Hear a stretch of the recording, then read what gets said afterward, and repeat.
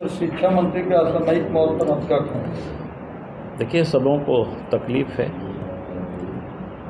और काफ़ी उन्होंने जुझारू थे और वैसे जुझारू के साथ ही हम समझ कर सकते हैं कि कोरोना से भी उन्होंने संघर्ष किया। यानी पहली दफ़ा लंग्स के ट्रांसप्लांट हुआ और एक बार सर्वाइव भी किया, लेकिन अब ऊपर वालों की मार तो कोई उस पर ये नहीं कर सकता है। स्वाभाविक रूप से सबको तकलीफ। सरकार से भी कहीं चूक हुई है क्या सर? नहीं, मैं ऐसा नहीं मानता हूँ कि सरकार ने पर्याप्त इलाज की उनके लिए व्यवस्था की है, उसमें कहीं कोई, इसमें हम सरकार की दोष नहीं देते हैं। सबके विरोध में भारतीय जनता पार्टी की ओर से 11 अप्रैल को रांची चलो और झारखंड बचाओ इस नारे के साथ, अब जिसको मैंने कहा कि अगर उसको सूत्र में कहें तो झारखंड लुटेरों से बचाना है, परिवारवादियों से बचाना है, झारखंड की जो नौजवानों की जो अधिकार है उसको हमें बचानी है, जो आज सर्वत्र उसको नीलाम कर रही है सरकार। भ्रष्टाचारियों से बचानी है झारखंड को। तो झारखंड को बचाने के लिए 11 अप्रैल को रांची चलो और सचिवालय का उस दिन घेराव है। अच्छा, राज्य सरकार में कौन लोग आरोप लगाते हैं? मुख्यमंत्री भी लगाए थे। मुख्यमंत्री लगाते हैं ना। तो शिबू सोरेन जो जेल में गए थे उस समय कहाँ नरेंद्र मोदी थे, कहाँ अमित शाह थे, कहाँ बीजेपी की सरकार थी? क्यों गए थे भाई? घूस लिए थे, पैसा लिए थे। उन्हीं की एक पार्टनर है, यहीं से एक मंत्री है ना राजद से, लालू यादव। तो 1991 के बाद सरकार प्रधान में एक मुख्यमंत्री बने और उसके बाद चारा घोटाले में फंसे, मुख्यमंत्री पद से उनको त्यागपत्र देना पड़ा। जेल की यात्रा उसी समय से उसका प्रारंभ हुआ है। अब बताइए भाई, उस समय कौन सी बीजेपी की सरकार थी केंद्र में? तो क्यों वो जेल की यात्रा कर रहे थे? क्यों जेल की सज़ा उनको मिली? कि बीजेपी दुरुपयोग कर रही है ईडी का या सीबीआई का, जो आजकल लोग आरोप लगाते हैं। सुप्रीम कोर्ट तक में लोग चले गए। कभी कभी तो ये तरस आता है इन लोगों की बुद्धि की, जो लोग कहते हैं कि भाई लोकतंत्र खतरे में है। हम तो कहते हैं भाई लोकतंत्र है खतरे में किससे? ये लोग कितनी लोकतंत्र को मानते हैं? झारखंड में देखिए, हेमंत सोरेन कार्यकारी अध्यक्ष, शिबू सोरेन जेएमएम के अध्यक्ष, बसंत सोरेन युवा मोर्चा के जेएमएम के अध्यक्ष, सीता सोरेन महामंत्री। अब ये लोग कहते हैं कि भाई हम डेमोक्रेसी के बड़ा हितैषी, और ये लोग घूम घूम करके बोलते हैं कांग्रेस पार्टी एक परिवार से बाहर जाती नहीं है। लालू यादव के परिवार एक परिवार में ही सिमटा हुआ है, और ये लोग घूम घूम करके कहते हैं भाई लोकतंत्र को खतरा है, ईडी और बाकी को दुरुपयोग कर रहे हैं, हम लोग के अलग कानून बने। सुप्रीम कोर्ट लोग गया कल, सुप्रीम कोर्ट एक प्रकार से डांटे पिलाए उन लोगों को। भाई लोग कैसे निर्लज है।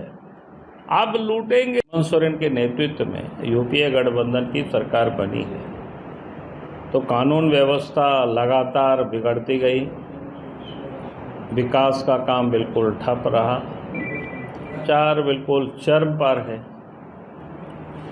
सरकारी जो भी ऑफिस है, चाहे वो थाना हो, ब्लॉक हो, अंचल हो, आम जन बिल्कुल भ्रष्टाचार से परेशान है। बालू हो, पत्थर हो, कोयला हो, लोहा हो, यानी जितनी भी खनिज संपदा है उसकी लूट बेहताशा इस झारखंड राज्य में जारी है। और लूट की कहानी बीच बीच में जो किस्सा खुलते हैं, जो ईडी के पकड़ में आते हैं तो करोड़ों रुपया भी पकड़े जाते हैं। और फिर अभी भी कई लोग जेल में हैं, कार्रवाई चल रही है, पता नहीं आगे कितने लोग फिर जेल जाएंगे, वो किसी से छुपा हुआ नहीं है। स्थानीय और नियोजन नीति के नाम पर सिर्फ राज्य सरकार ने राजनीति करते रही। अब उनकी पूरी तरह से कलाई खुल गई।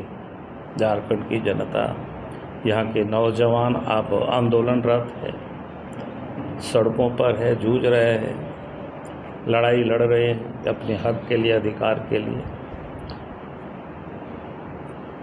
कि सरकार उन लोगों को सहानुभूतिपूर्वक उनके बारे में विचार करने या उनकी जो मांग है उस पर उनको सोचना चाहिए, लेकिन उल्टे डंडे ही बरसाते हैं। तो कुल मिलाकर के मैं ये कह सकता हूँ कि जितने भी तबके आप कह सकते हैं, कानून व्यवस्था तो बिगड़ा ही है सामान्य, लेकिन उसमें महिलाएं कहीं भी सुरक्षित नहीं है आज की तारीख में।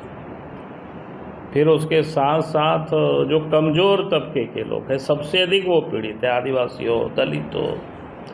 फिर झारखंड का जो कुछ पार्ट है, जैसे संथाल परगना का इलाका, वहाँ तो बांग्लादेशी घुसपैठी हो, सरकार के संरक्षण में लोग फल फूल रहे हैं। आबादी का जो डेमोग्राफी है पाकुड़, साहेबगंज, इस जिला का पूरी तरह से बदल चुका है। आज वहाँ पर जो ट्राइबल है उनकी रोटी और बेटी पर भी एक प्रकार से आफतें आई हुई है। तो ये एक राज्य की मैंने मोटा मोटी आप सब लोगों के सामने सोचा एक खींचा है तस्वीर। इन सब के विरोध में भारतीय जनता पार्टी की ओर से 11 अप्रैल को रांची चलो और झारखंड लोगों को, भाई लोग कैसे निर्लज है।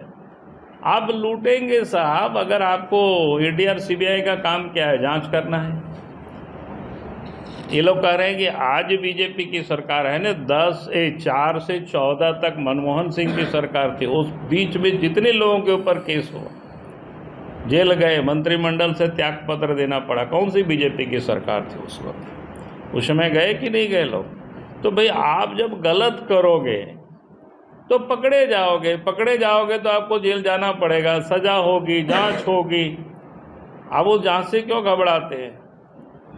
अब कह रहे हैं कि भाई सीबीआई ईडी का दुरुपयोग करे। हम तो पहले भी बताया कितने लोगों का, और आज भी अगर वही लोग गड़बड़ कर रहे हैं तो वही लोग सजा के भागी होंगे।